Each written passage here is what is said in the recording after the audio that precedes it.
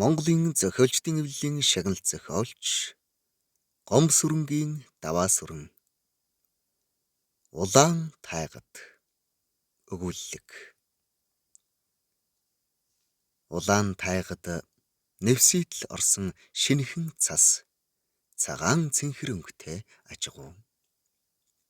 Цас цэнхэр тэнгэр хөх өтгөн шилмүсээ дааж ядан ургасан түнэр ой тайга алс холоос хүрэнтэн долгиотон харагдана. Уулын цаана уулс тэр нь өндөр нам далайн давлгаа адил мушгиран одно. Улаан тайгын хөлгүй их цасыг мөнгөлөг хондлойтой будан зүстэй цаабуг загас усандаа сэлэх мэт зүсэн одмоо.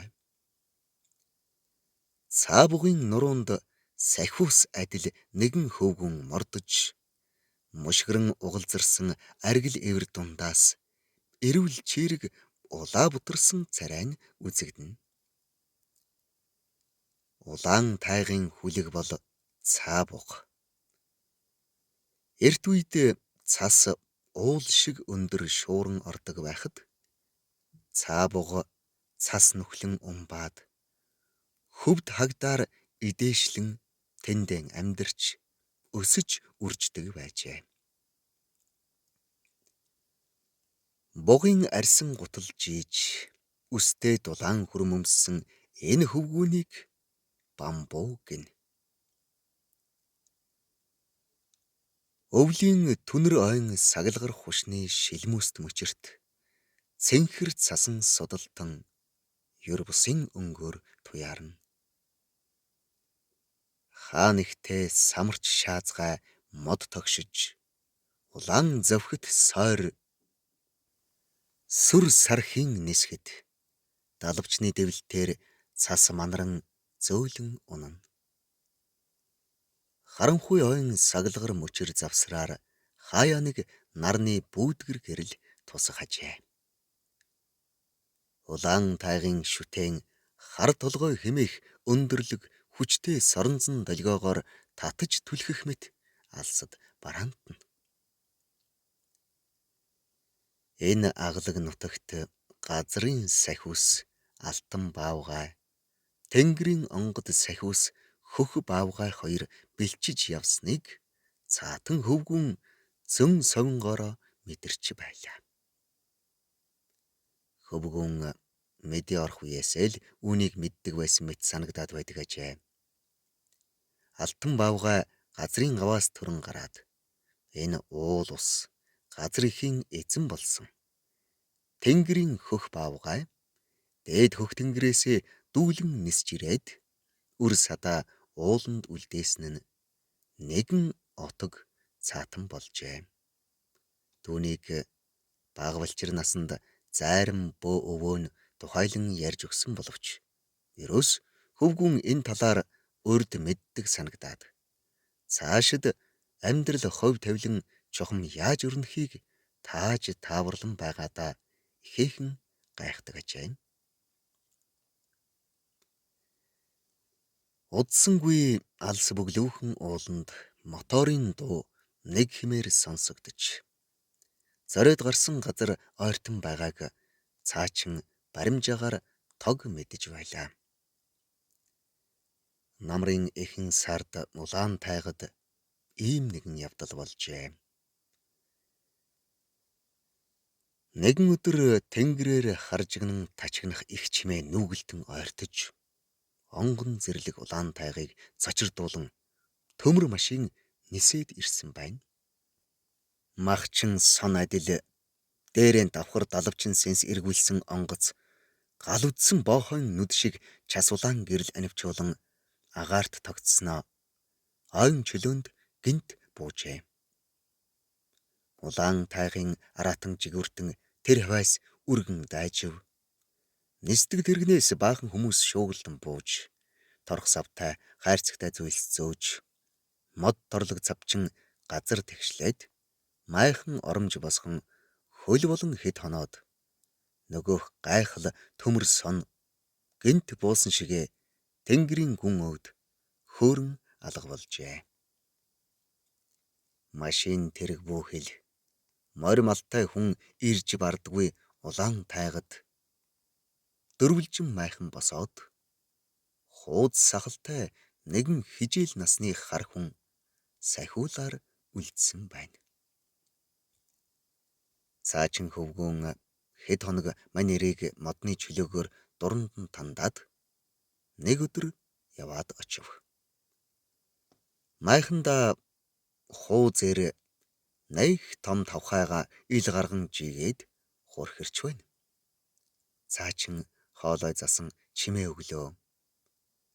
Майханд хий үзгэл аятай ороод тухлан сууга тайгын хүүг хараад хуузэр огл харайн босоод иржээ. Тэр хоёрын танилцсан түүх ердөө энэ.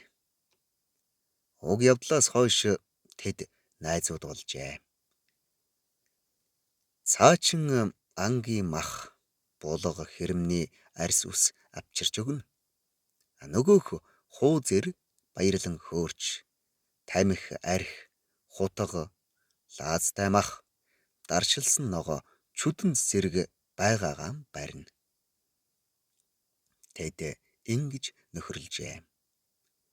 Гэтэл цаачин үерхэлтэй жаахан сэтгэл дундуур нэгэн зүйлийг анзаарчээ.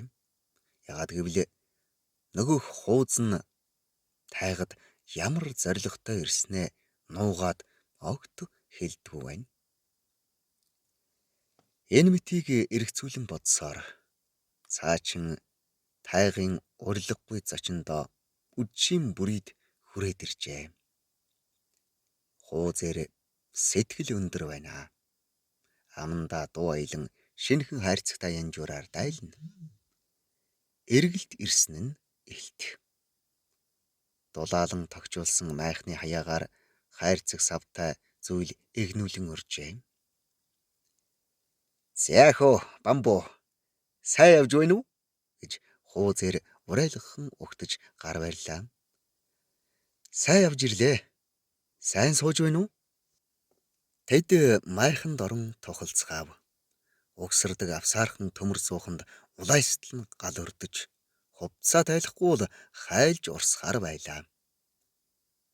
Цаачин ганцганаасаа сорлог үстэй хэдэн хар булга хэрэмний арьс ус сагсайтал гарган "Ангийн хишиг ах таны загсан зүйл ёсоороо" гэлээ. Хуузэр ангийн олзыг сэгсрэн үзэж толгой дохин баярлаж модон хайрцагтаа нимбайлан хийгээд хайрцагны араас гинт буу гарган ирлээ. "Баярлалаа. Ахан дүүдээ Орос калибр буу сум захиж авчруулсан. Оноо цэц гэдэг зүүнний сүг чайрал гэсэн үг. Залгаа намд бол урдх нь үхэж байдаг буу да" гэд майхан цууртал инээв. Тэд майхандаа тухлан бугын шинэхэн мах чанж тавглаад арх задлан согнолоо. Хуузэр энэ үедээ сэтгэлэн догдолж хорвоо ертөнцийн гайхмаар сонин садан зүйлсийг ам хуурайгүй ярьдаг билээ. Үүнийг цаачин амтархан сонсно. Тэднийд төрөл бүрийн ном, сонин сэтгүүл байдаг. Цаачин хөвгүүн бичиг үсэг мэдэхгүй учраас Дэмийл хууз сэргүүлэн өнгөд зураг сэлтийг сонирхон үздэг ажээ. Нэг удаа сэтгүүлийн хуудас сөгтөл далайн ирэг дээр шаргал үстэй хүүхэн эхээс төрсөн чигээрээ хөх өгзгөө бүр нууц эрэхтнээ ирээ цээргүй ил гарган инээмсэглэн зогсож байгаа зургуудыг хараад ичиж өөхөх шахжээ. Үүнийг анзаарсан хуузэр ээлгэн даран унан тусан инээж хахаж өөхөх төхөв. "Сайхан хүүхэн, морь шиг гой хүүхэн дээ" гэж хууз найз нь үглэж энэ үгийг цаачин ойлгосонгүй. Хожим хойно цаачин тэр гадаад нүцгэн хүүхэнтэй зүүд нойрондоо уулзан үнсэлцэж халуун орны далайд хамтдаа сэлэн чаргаж үзжээ. Бүсгүй уруул мэр бусын гашуун байсан нь хүүгийн зүрхэнд мэдрэгдэн байлаа. Үүнээс хойш цаачин хөвгүн ном сэтгүүлд гар хүрхэн болж зүгээр л сонин сайхан зүйлийг сонсож суудаг боллоо. Хуузээрээ янжуур баагуулан "Бамбуу, оройтлоо. Хоноод яв. Хоёул сайхан хууч хөөрч хоноё. Муу ах нь энэ улаан тайгад ганцаараа гансарч үхэх нь. Хэрээн дуу, моторын дуу хоёроос өөр чимээгүй уйдах гэж тоймгүй юм" гэлээ. Гадаа моторын дуу нэг хэмээр дуугарч майханд чийдэнгийн гэрэл нэг тодрон нэг бүдгэрнэ. Цаачин хүнд бол орой шөнө гэж байхгүй. Цаа бугаан дагаад шүнжин тайгаар бидрэх үеч гарна. Модны оройн завсраар гэрэлтэх одоор баримжаалан газрын зүгчийг алдахгүй. Бүр түнэр харан хуйдч үнэртээд мэдсэн аятай бодсон зүгтээ яваад очиход муурцсан байж л байна. Ийм л улстай. Хуузээр галын зуухны аманд бүгтийн суугаад мод өрдөн байхдаа царай зүсэн ядарсан дорой санагдсанд цаачин хүүд өрөвдөх сэтгэл төржээ. Улаан тайга бол хүйтэн хатуу догшин газар. Хаанаас ч ирсэн энэ хүнийг цаачин үргэлж хайрлаж өрөвдөн ирэх бүртээ төлөө мод, оромж байр, махшүлгээд санаа тавин явдаг билээ. Бүх зүйлийг жин тан янзалж бэлэн болгоод явна. Нэг удаа хөвгүн хэд хоногийн нүдгүй их шуурганы дараа яаран ирэхэд хууз найз нь майхантайгаа цасанд дарагдан мод түлшгүй болон хөлдөж өгөхдөө тулаад байжээ. Цаачин хөвгүн цас малтан майхны хаалгуудыг нээж тэд тэврэлдэн уулзсан билээ. Бамбуу санаа зовон урт хуурай мод хөрөөдөн унгаж майхны ард цасны хаалт бэхлэн босгоод үдшийн бүрий хүртэл мод хаглан бэлдэж өгчээ. Ингээд цаа бугаа унан цас манарган буцаж явхдаа нэг эргэж хартал муу хууз найз нь хачин жигтэй бүгтийгөөд хий ханиалган гараа даллан үлдсэнд түүнийг өрөвдөхтөө хөвгүн халуун нулимс унгаж билээ. Бамбуу, чи хүн юунаас үүссэн гэж боддог вэ? Ухаандаа чи хаанаас төрсөн бэ? Хэмээн хуузээр гинт асуухад цаачин инээд алдаад би ижигээсээ төрсөн. Ижи? Ижигээсээ төрсөн. Хүмүүр л ижигээсээ төрсөн дөө. Цаачин итгэл төгс хэлв. Хуузээр модны тайрцаар хийсэн ширээн дээрээс аягтай архиан авч амсан таалаад амаа арчиж тэрч тийм л дээ. Би чамаас хүн ер нь юунаас үүссэн бэ гэж асууж байна. Ухаандаа ахын багад манай сургуульд багш нар хүн сармагчингаас үүссэн гэж шинжлэх ухааны үндэслэлтэй хэмээн зааж сургадаг байсан. Чи бид хоёр бас дэлхийн бүх хүмүүс хар шар цагаан арстан бүгдээрээ сармагчингаас үүссэн. Мэдв үү? Цаачин хөвгүний сэтгэлд энэ үг багтаж өгсөнгүй. Үнэндээ хүн нэг зүйлээс үүссэн гарцаагүй. Гэхдээ газрын хүмүүс өөр амьтнаас үүссэн байх. Тэр холын халуун орны далайн хөвөн дээр ихээс төрсөн чигээрээ нүцгэн зогсож байгаа шаргал үстэй хөөхөн хүүхэн сармагчингаас үүссэн гэхэд итгэмээргүй юм. Гэтэл энэ улаан тайгад амьдарч байгаа хэсэг бүл цөөхөн цаатан омгийнхан бидний өвөг дээдс амьтан байсан гэх. Омгийн толгойлогч зайран бөө айлцснаар цаатангууд тэнгэрийн онгод сахиус хөх баавгайн үр сад гэнэ билээ. Зайран бөөлөн онгод норохдоо баавгай мэт архиран хүрхэрч сүнс сүлд зайлмаар сүрлэг болдог. Цаачин сүсэг биширлээрээ дотроо залбирч ингэж бодоод. Ах, хүн яагаад сармагчингаас үүссэн гэж? Та бас сармагчингаас үүссэн үү? Цаачин энхүү асуухад хууцэр сахлаан илээд. Дайрвны онлоор бол тийм аим. Муу ах нь бол өөр саналтай байдаг юм. Хүн хариг аргаас үүссэн. Энэ эцсийн цэг үнэн шүү. Цаачин давхийн цочоод огл харайм босоод ирэв. Хариг ариг гинэ. Энэ чинь бас юу вэ? Хууцэр адууных шиг шүд гарган инээгээд. Хариг аргийнхан гэдэг чинь дээд ертөнцийн өндөр оюун ухаанд хүн. Одноос одны хооронд нисдэг тавгаараа зорчин дэлхийд ирээд биднийг хуруу шилнээс төрүүлэн амьдруулжээ. Хөрхий. Худлаа гэснээ цаачин толгоогоо барин хэвтээд өглөө. Бамбуу бодохдоо ийм зүйл санаа оноонд нь огт багтахгүй байх. Гэтэл нэгэн од харваад тэнгэрээс шар гэрэл цацруулсан хүн дүрст бууж ирэх үзэгдэхэд гайхжээ.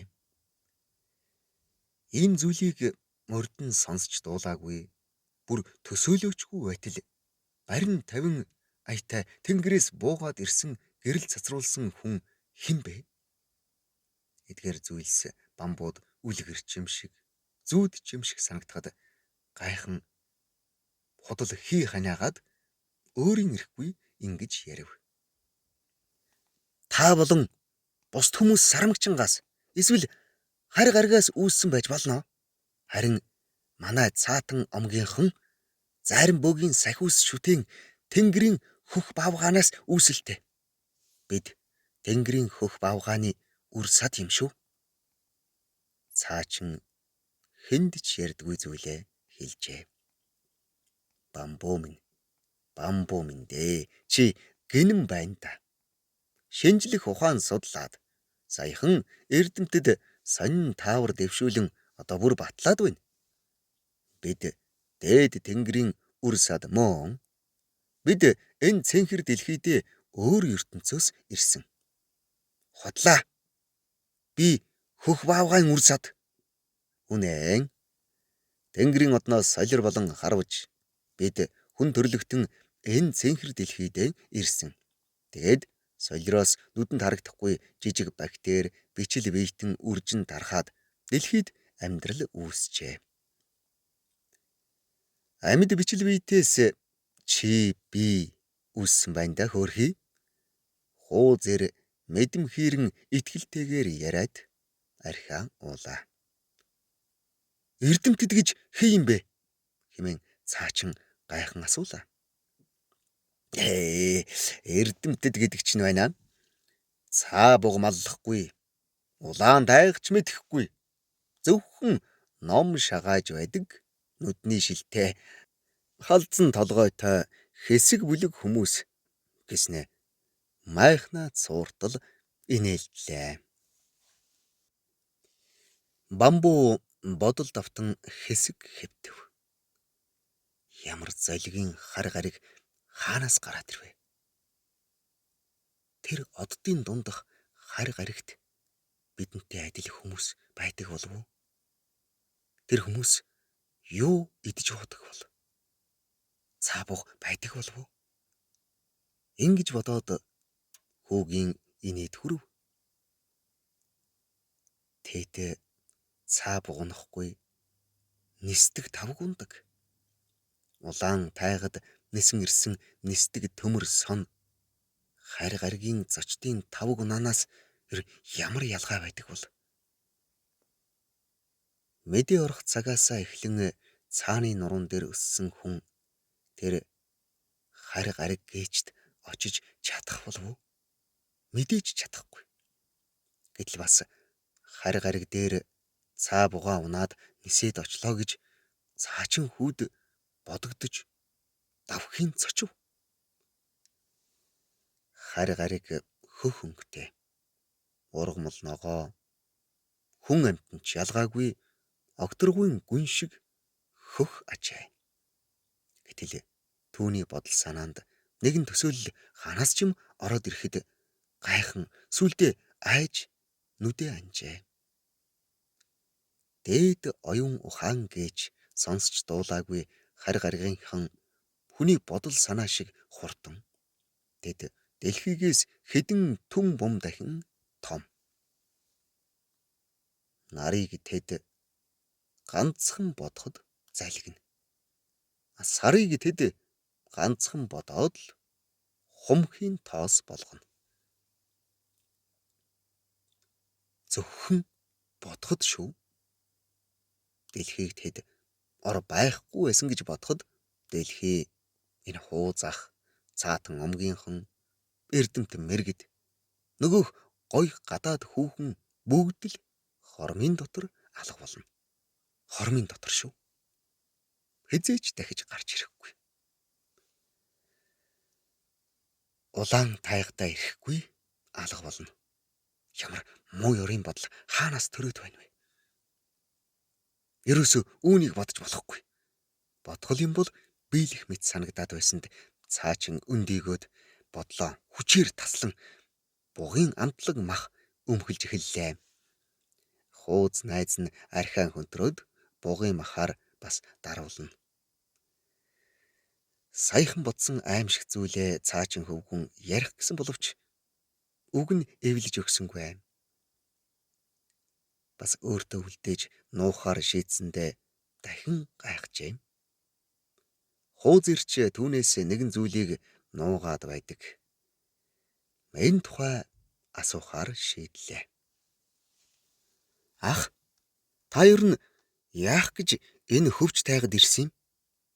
Улаан тайгад ор ганцаараа гансарч хэвдэх ямар хэрэг байна? Танай төв суурин хот газар чинь бүх зүйл бэлэн амар шүү дээ. Гэтэл хүйтэн хөвч тайгад зүдэрч байдаг. Хуузэр тамхиа баагуулан дуугүй л хэвтэнэ. Одоо л тэр нуухгүй хариулах байх таа гэж хөвгүн бодтол голоороо болж нөгөөх нь ярьж эхэлсэнд гайхаад барамгүй байв. Бамбуу минь дээ. Чи үүнийг мэдэх хэрэг байна уу? Чамд хүртээлгүй зүйл дээ. Би чинь хайгуулч хүн шүт. Манайхан улаан тайгын хар толгойд их хэмжээний алт байгааг илрүүлсэн. Маш их баялаг байна. Ахан тэгэл мен цасан далайд сахиулаар хэвдэж үүлээрэн болж байна да. Хар толгойд арвин их алт биш шүү. Манайхан хавраас энд ирж газар охон олборлолт явуулна. Гэхэд цаачин цочирдон. Ах минь, хар толгойд хэрхэвч ойртож болохгүй. Тэр догшин хангайд газар хөндгөн бүүхэл хүн байтугай ан амтэн араатан жигүүртэн ч ойртож болдгүй хайрхан. Бүүзэгт. Дүүмнээ сандрах хэрэггүй. Чи хэзээ нэгэн цагт үүнийг мэтгэл байсан. Нэр чамаас нуугаад яах вэ?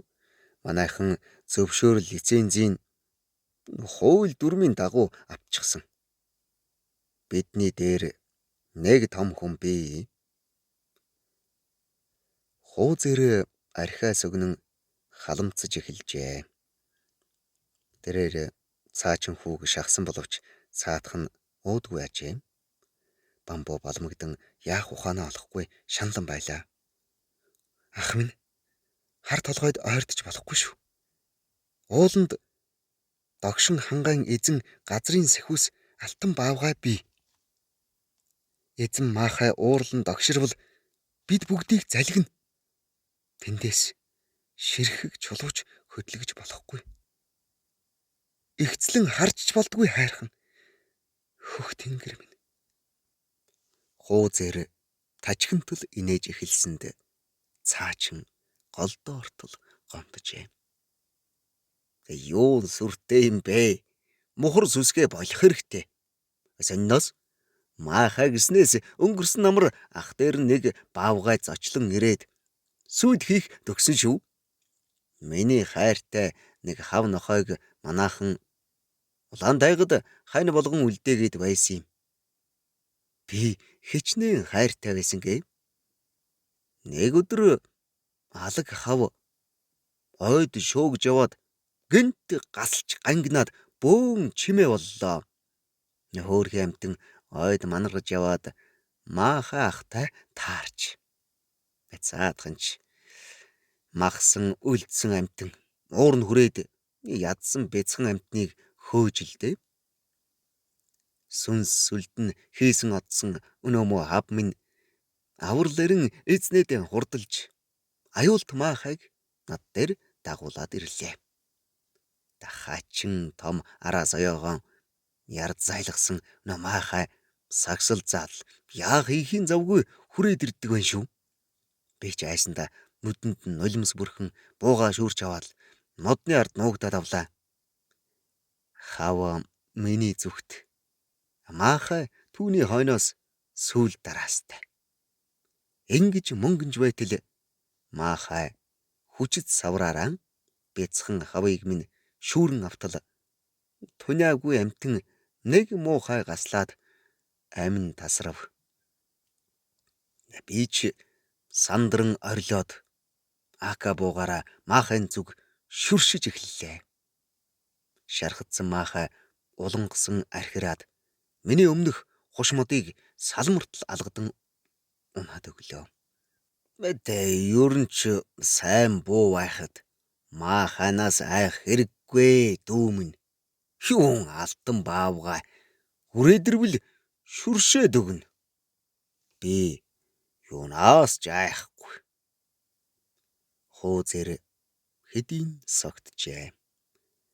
Цаачин түүний үгэнд гомдон уймарч маргааш өглөө эрт үүрээр эндээс зайлан одож ижил дасал болсон мөн уртсандаа жаргалтай сайхан орон гертэ очихыг маш их хүсчээ.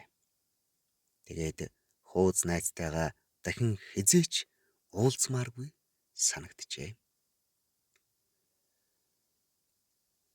Удсанчгүй мотор унтран мань хоёр унтахаар хэвтлээ. Хуузэр шинхэн бугын мах архиндаа цохиулан нам унтаад хөрхирч эхлэв. Цаачин хөө тайгын хүний хээгүй зангаар өстэй хүрвээ нөмрөөд хажуулан хэсэг оймрон бодол давтлаа. Нэгэн муу совин татаад нойр хулжин эргэж хөрвсөөр шүн дунд дуг хийжээ. Майхан бөмбөлцөл салхи хүчтэй хөдөлж ой тайга шууган байхад цаачин давхын цочоод өндийн босов. Үүрийн гэгээ тэмтрэн хуузэр галаа өрдөн зуухныхаа аманд янжуур байгуулан байлаа. Тэрээр нэг зүйл шийдсэн аятай. Бамбуу хоёулаа хар толгойд очиж үзэх үү? Миний хийсэн ажлыг чи хар л да. Хар толгойн ороогоос жаахан ухаад л алт гарсан. Том томоор шүү. Дандаа бух алтнууд. Та ч ийм эрт босоо юу? Юун алт? Бас хар толгой юу гэж? Цаатан гайхан асуугаад хууз найзынхаа гарын алгыг ширтээд таг болчихов. Түүний алган дээр зуухны амны галын гэрэлд шагаан чинээ хідэн алт гялбалзан туяарч байлаа.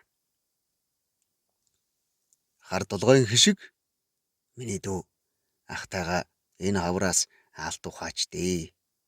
Би нөхдүүдээсээ энэ тухай нуучхна. Алт алга байна. Бид үлгэр домог сонсоод бүр толгой эргэсэн байна. Шал дими цаг үрлээ гэхэд буцаад л явцгаана.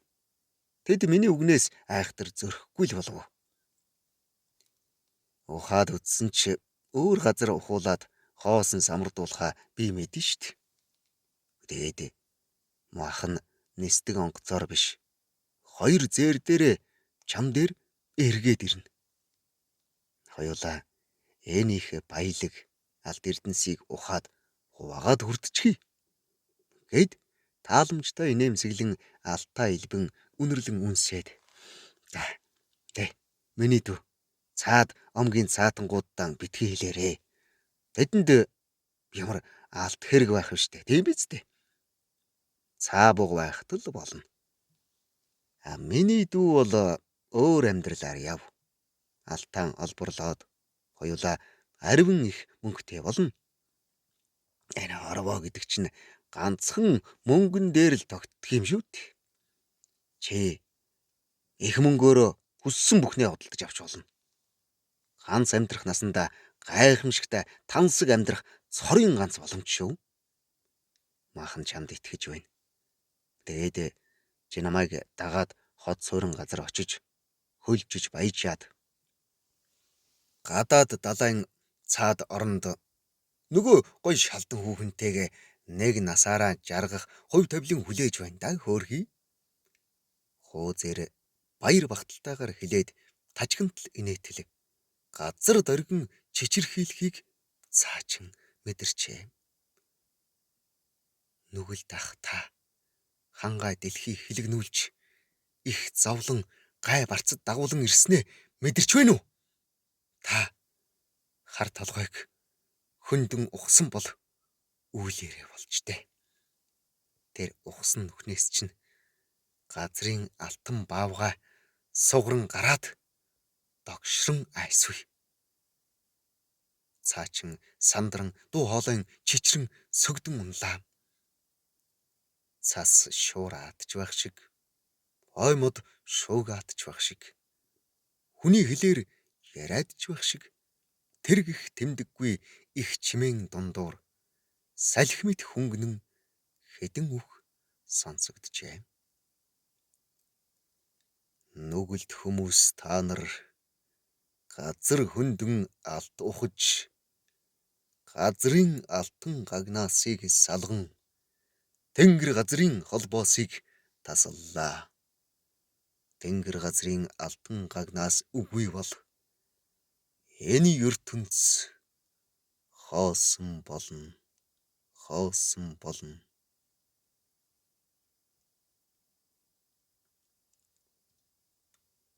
Дүнрэх ойн шуугах чимээн дундуур газар доргитол аимшигтайгаар тэр баавгай архиран хүрхэрчээ. Хуузэр сандран алтаа өртлөөд Ака бууга шүүрэн майхнаас гарлаа. Цаатан хүүч ухсхийн даглаа. Тэнгэр багандсан сүрлэг хушмаддын завсраар аврах том алтан баавгайн ам ангаажээ. Байгаль дэлхийн догшин ширэн үзэгдэл тунд хүн гэдэг амьтан хумхын тоос шиг өчүүхэн зүйлээ. Цас манаран хүчит хуй салхи биелэн босч ойн өчүүхэн цоорхойд буй хайгуулчдын майхан сав хайрцаг савтай зүйлүүд хормын дотор өнхрөн хийсч аврах том алтан баавгайн аманд залгигдав. Аимшигтай хүүтэн цасан хуй салхи хүчлэн сорох мэт эргэлдэн уйлсаар цаачин хуузэр хоёр мод тэврэн үг дуугарах сөхөөгүй үхэл амьдралтай тэмцсэн байлаа. Хүчтэй салхи гинт эхэлсэн шигээ намжин тогтуухан боллоо. Энэ бол хэдхэн хормын дотор болсон явдал ажээ. Айн цочирдсан цаачин хөвгүн өөрийн мэдрэлгүй хуузэрийн зүг мөлхөн хувцснаас нь зуураад авлаа. Төвний хувцас хуруу гарын аясаар өмөрч унан хувцсандаа хуузэр байсангүй. Хуузэрийн яс үс цусч үлдсэнгүй. Ёр бусын хүчээр сороод авсан мэт алга болжээ. Цаачин айж балмагдан Муухай орилтол ямар ч дуу гарсангүй. Хар дарсан зүүд нойрноос цочин сэрэх шиг болжээ. Эргэн тойрон эл хул амьгүй мэт хүйтэн хөндөй ой тайг дүнсийн. Мөнгөлөг хондлойтой будун зүстэй цаабаг цасмалтан хөвдөж зулгаан. Унтарч амжаагүй галын сурам нэгийг өгүүлэх мэт цогтно. Өөрийн гэгээ туяарч хуш модны саглагар мөчөр дээр суусан хар шувуу тодрох аваас нэг муухай гууглаад нисэн одох ажээ. Цагийн аясаар улаан тайгад хавар ирж амьгүй мэт хөлдөө болсон бүхэн гисэх нь хорвоогийн жам хойндоо.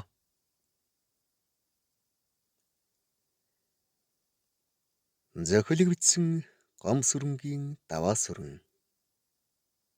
Уншсан Эрхэнбаярын Баддорж.